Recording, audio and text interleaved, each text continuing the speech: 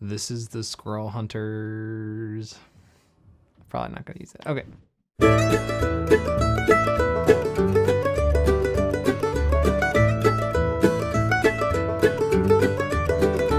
Hey, what is up, mandolin friends? David here again, and today we're gonna look at perhaps one of the most popular bluegrass fiddle tunes in the past decade.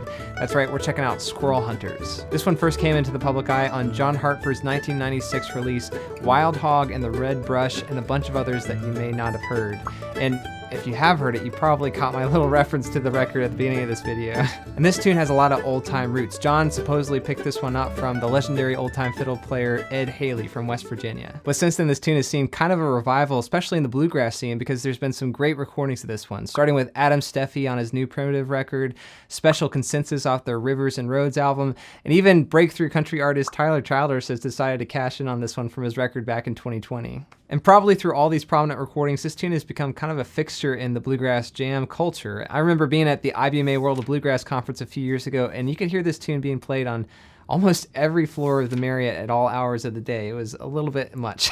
All that to say, this is a really good one to know because one, the melody is super fun to play, but also chances are you're gonna find someone else who knows this tune, which means you're expanding your common jam repertoire, which means you're gonna be playing with more people, which means you're gonna be getting better. So all that's in your favor. In this video, I'll show you how to play those chords and the melody just like I was doing earlier, but we're also gonna take a next step with this one as well. This melody works super well a lower octave like this.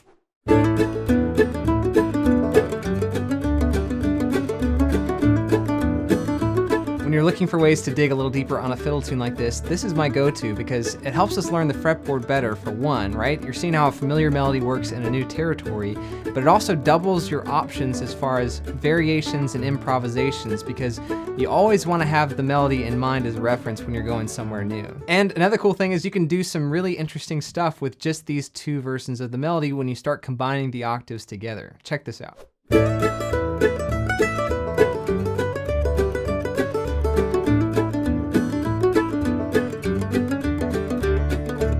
Pretty cool, right? It's like you're taking the listener on a journey with just the melody, which is super tasteful.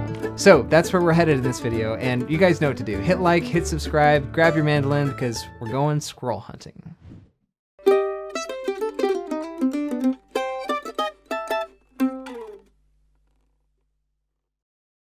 You guys know I like to start with the chords first, so let's check these out. And for this tune, you actually only need to know 3 chords. Let's start with these open chord shapes here.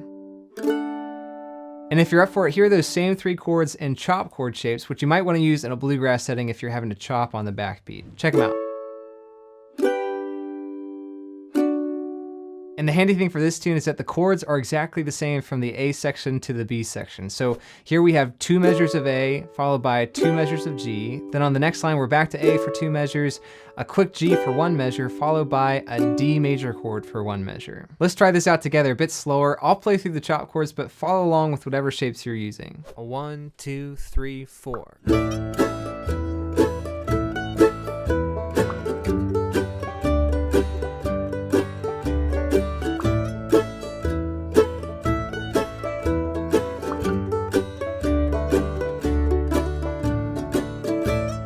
There you go, but just one more note about the chords here. These are definitely the most common chord choices that you'll hear at the jam, but because the melody sounds a little bit modal and ambiguous, some people choose to use some chord substitutions. And probably the most common variation is to have an E minor chord replace the A chord, either in the A section or the B section. And feel free to play around with some different chord subs on your own, but whenever you're at the jam, it's always good to listen to what other people are doing and try to follow along as best you can. So now we're gonna tackle this melody, and like I mentioned earlier, kind of the interesting thing here is how ambiguous the melody sounds against the chords. You'll notice that this chord progression is kind of centered around A major. We always come back to that at the beginning of each section, but even though it might seem like we're in the key of A to associate with that chord, you'll notice that the key signature only has 2 sharps, which means that we're playing G natural instead of G sharp like we usually have in the key of A. So if we look at the melody and dissect what's going on here and arrange all those notes in alphabetical order, here are the 7 notes that we have in our scale, which just so happens to be the A Mixolydian mode.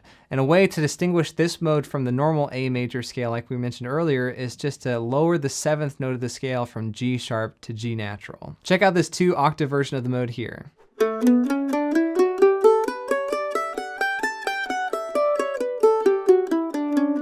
both octaves of the melody that we're going to learn in this video fit within this framework, so it's really important to study up here. All right, now onto this A section, and this is just a standard 8-measure fiddle tune part, right? No problem.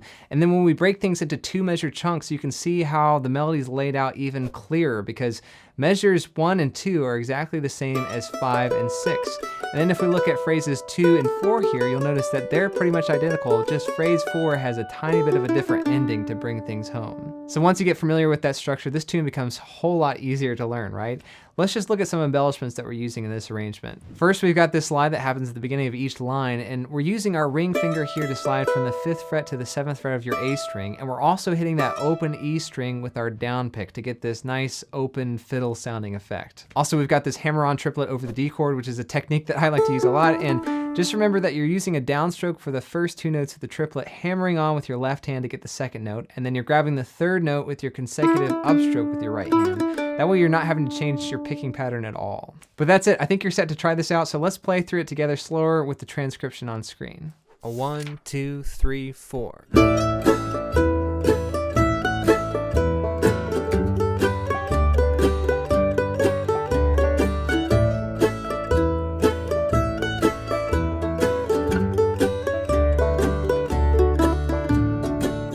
So the B section here is actually very similar to the A section. In fact, phrases 2 and 4 are pretty much identical. It's only phrases 1 and 3 that you have to watch out for. Also, we're changing up the rhythm at the beginning of this section with this slide. It's actually the exact same slide as before, but we're playing it a whole beat earlier to anticipate the downbeat of the section. Some people like to call this a push because you're really pushing the rhythm and the energy of the song forward. Then directly after this slide, we're actually holding that note across the bar line with this tied rhythm, which means that the following D note we'll have to play with an upstroke to keep our right hand alternating correctly. Also, I'm changing up my fingers here a little bit to make it easier for my left hand. I'm playing the D note with my middle finger, and then I'm shifting down using that open string as an opportunity to lift up my left hand to get back to my normal position here. Then on this 3rd phrase here, we have a slight melodic variation. We're not sliding, and also I like to shift up using the open string again to grab that high B note with my ring finger. Again, I'm kind of a lazy mandolin player. You can choose to use your pinky if you want to, but I just know my pinky will never sound as good as my ring finger because it's a lot smaller and a lot weaker. So I just choose my battles where I can. Other than that, you got this. So let's give it a shot with the transcription as well.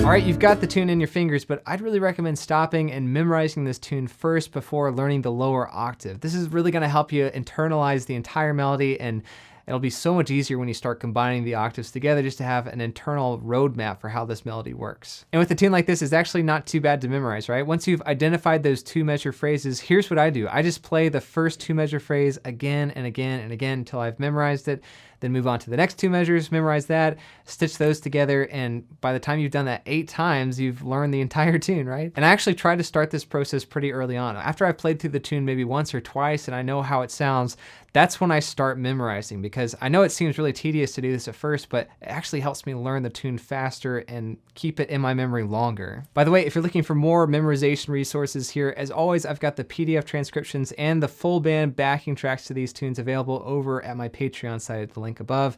If you haven't checked it out already, I'd be honored. So once you've got that original melody memorized, our next challenge is to take it down an octave. And if you've never done this before, it can be a little bit challenging because what we're doing is we're taking those exact same melody notes on our higher strings and finding where they are on our lower sounding strings. And the really hard part is those melody notes don't happen on the same frets as they did in our higher strings. So it's kind of like you're playing a familiar melody in a really foreign territory. So be sure to take your time as you're working through this. Also, another difficulty here is that sometimes these melodies don't always translate exactly to the new areas of the fretboard that you're trying them out in, which can actually be a fun bonus part about this exercise because you're kind of coming up with your new variations to suit this territory better. For example, that slide that we had with that open E string ringing out won't really sound the same in this new territory. So how about we just play a hammer-on from our open D string to the 2nd fret here. Also on this D chord for both sections, we run out of real estate in the lower register of the mandolin to actually play the melody note for note as it was in the original octave. So let's just simplify this melody with a little hammer-on here. Otherwise, this A section should sound about the same as before, so let's feel this out together a bit slower. 1, 2, 3, 4.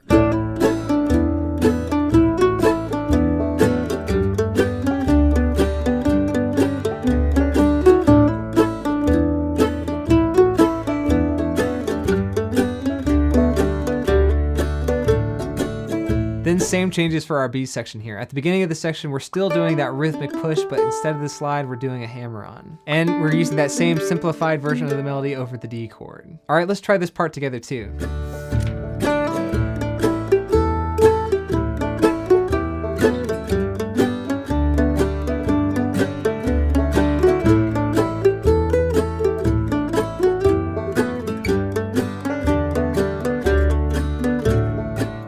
All right, well, we've hunted a lot of squirrels already, but once you have these two octaves learned and memorized, we're gonna do one more thing. We're gonna mix them all together. And all that we're doing here is playing the first 4 measures of the A section in the original octave, then a couple added transitionary notes to get down to the lower octave for the next 4 measures of the A. So you can think 4 high, 4 low. But let's not think about it too hard. Let's just give it a shot. 1, 2, 3, 4.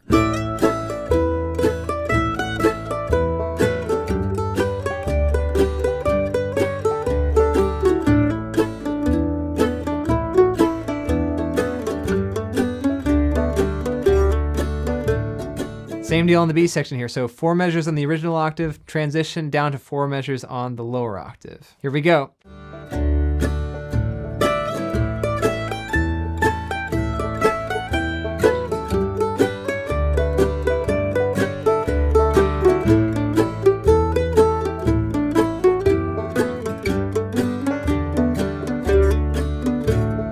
Well, if you're still watching this far in the video, kudos to you. You're one of the few, the proud, the squirrel hunters.